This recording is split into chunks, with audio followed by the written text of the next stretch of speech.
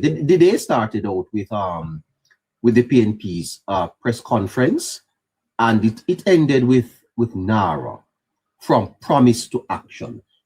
There is a clear distinction being made, Harry, between what is being done and what is being said.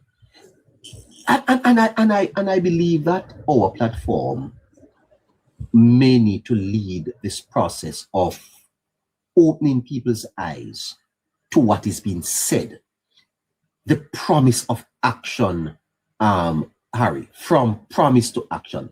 That's what NARA is about. So while the PNP is down there squealing like a kindergarten child, the Prime Minister is focused on delivering what Jamaicans really want, what matters to Jamaica. What a paradox, Harry. It is, neighbor. It is. In fact, the truth about it is that it is narrative versus action, right? To simplify it. And what we're seeing is an opposition that is opposing, an opposition that lacks innovation, and an opposition that also is failing to adapt to the current political climate and way of governance, plus the inability to adopt proper etiquettes, proper understanding, or rather comprehension as to what the people desire, right? And I would normally say it's a sad day, neighbor, but I think it's an enlightening moment for Jamaicans to see more as to the fact that they've gotten September 3 correct, right? Because we're now seeing both types of leadership. I still don't know what the opposition type is, but nonetheless, if I'm supposed to categorize it, it's a type in its own right. But we're getting to explore more as to who really has Jamaica's best interest at heart, who really understands the role of transforming Jamaica, and to do so with a listening ear.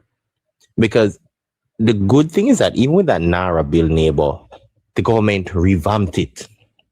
And it's not the first time we're seeing the government doing that. Going back to the budget debate, the Minister of Finance, right, Mrs. Favour Williams, also revamped one of the proposal, which is to the sugary drink, having spoken to the manufacturers.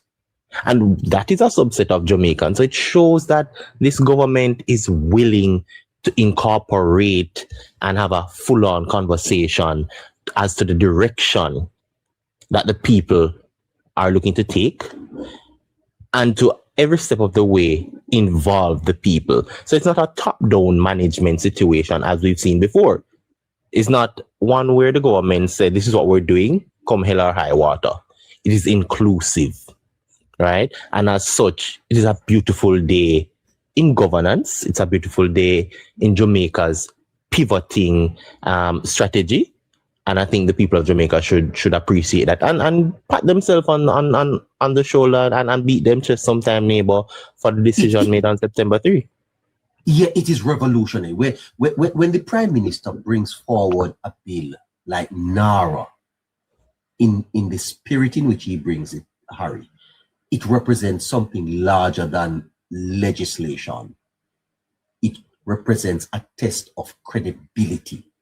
It represents the question every citizen quietly asks, right? Mm-hmm.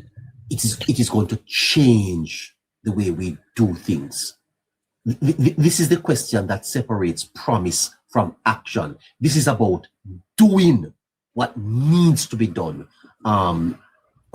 It's not abstract, Harry, and this is where media becomes so critical and important, to help the people to understand, to break it down, so that people can link their lives with NARA. Because many people hear NARA and, oh, what is that? It don't sound like something that is going to affect them.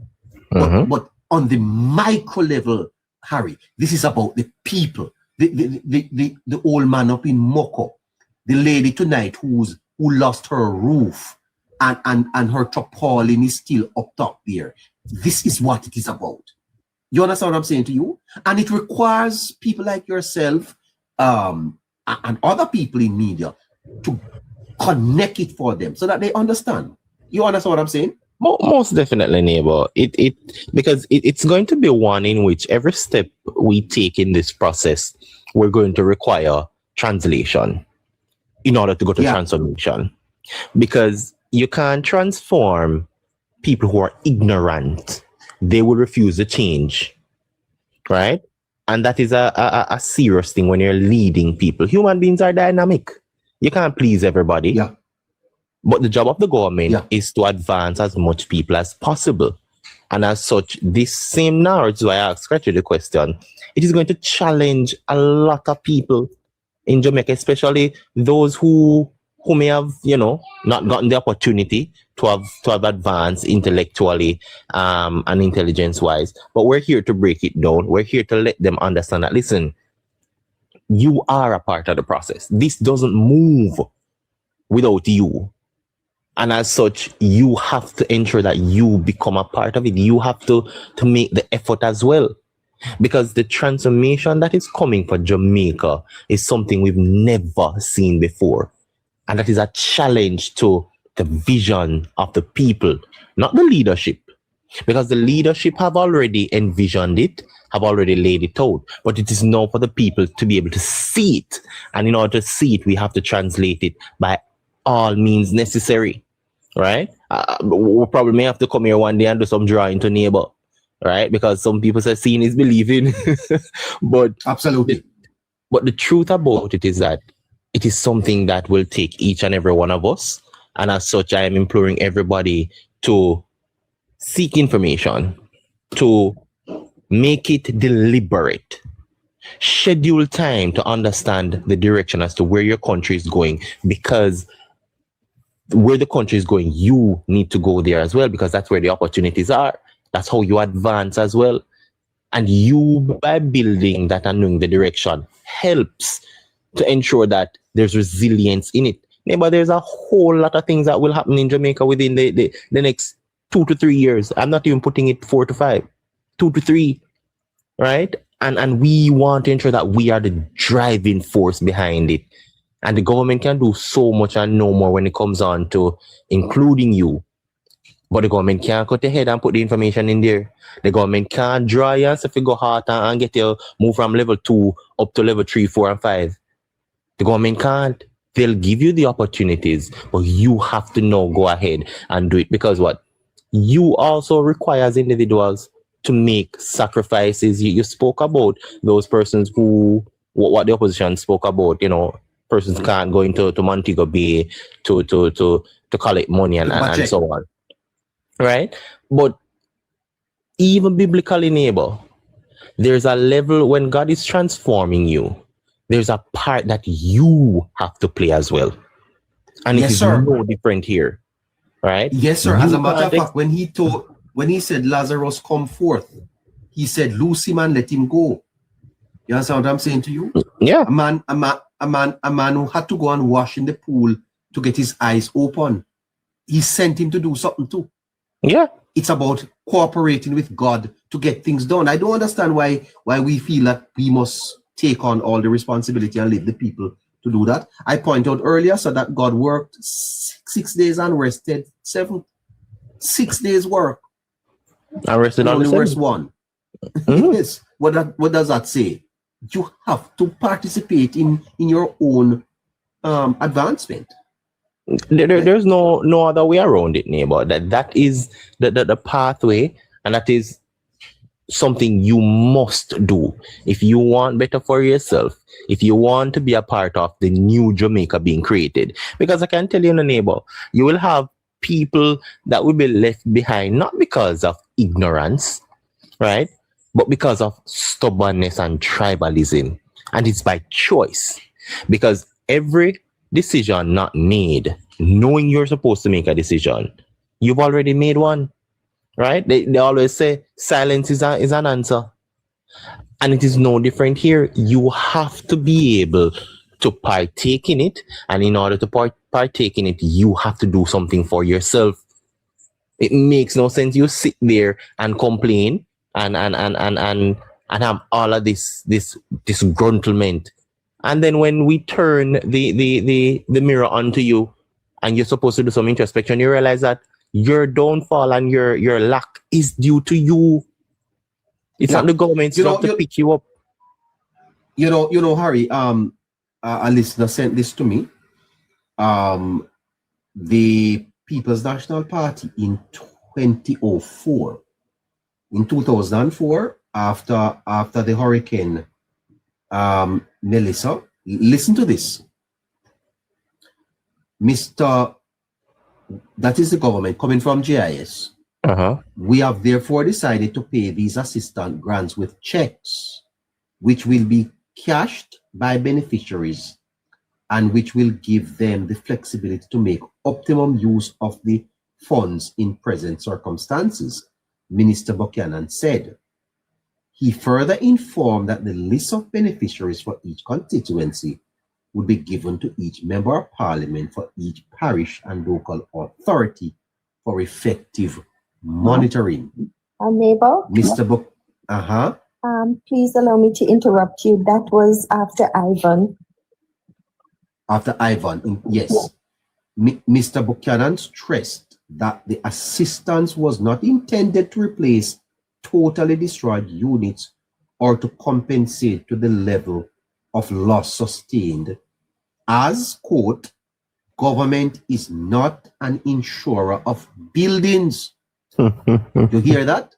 These are the 16,000 checks, neighbor. Yeah, no, I want to read it again. Mr. Buchanan, the minister, that's Danny, stressed that the assistance was not intended to replace totally destroyed units or to compensate to the levels of loss sustained, as the government is not an insurer of buildings. It is assisting persons to put their lives back together. So the PNP in 2003 said that their government was not an insurer. What they were doing is helping people to put their lives back together. Listen to this now. And this is where the PNP is losing all credibility. Persons whose houses were totally destroyed would receive $20,000. You hear that? $20,000. While persons whose houses were severely damaged would receive $7,500 to $10,000. Meanwhile, a grant of $5,000 would be paid out for other damage. Payments would be made based on government assessment, which were now being carried out, the minister said. Now, if this is not the worst kind of hypocrisy you'll ever hear, then I don't know what it is. And I want to thank my listener for sending this to me. And I'm going to have this dealt with in a more fulsome way. The PNP said that the government is not an insurer of buildings. But no, because they are not in power, government must do 100%. And how much the PNP gave? $20,000, $7,500, and $5,000. No, Harry. If you could just apply inflation to that, and let me understand how much that money would be in today's date, it would help me a lot. You don't have to do it tonight, but when you get the time. You understand me? Well, neighbor. Yeah. Imagine this, Harry. Imagine this. It's the same government, you know. How much people are getting now? 500,000, 250,000, and $75,000. And the best the PNP could do in 2003 was 20,000 for houses that were totally destroyed. And the PNP today went to keep press conference. My goodness gracious. What? Why? GC, you went up to 16.5% right after. Right after Ivan. Right after Ivan. So that money again would have, a chunk of it would have been taken out as well. What? Just when I thought that our work was getting less, Harry, it is getting more. There's so much to cover. Well, neighbor, we have a duty to Jamaica and to our listeners, and we will deliver it. You know, of course, we may need some time, not as much time to draft a plan as the opposition, you know, but but we will do it. We will provide that information for the listeners so they can have the context and not just context, but see the reality of that time as well. Yeah. Well, we did a double shift today, and we did extra hours tonight. Look at us, 11 minutes after 7 o'clock. I don't know why I'm not feeling sleepy. Can we do another hour, Harry? I never negotiate that one, you know. The overtime? No, yeah. That laugh tells me that it's time for you to go to your bed. And I appreciate you, sir, very well, and the work you do for the Politics Plus network. I do appreciate it very much. And I'm so impressed with your growth and your development, and I want to encourage you to keep going, okay? Definitely will, neighbor.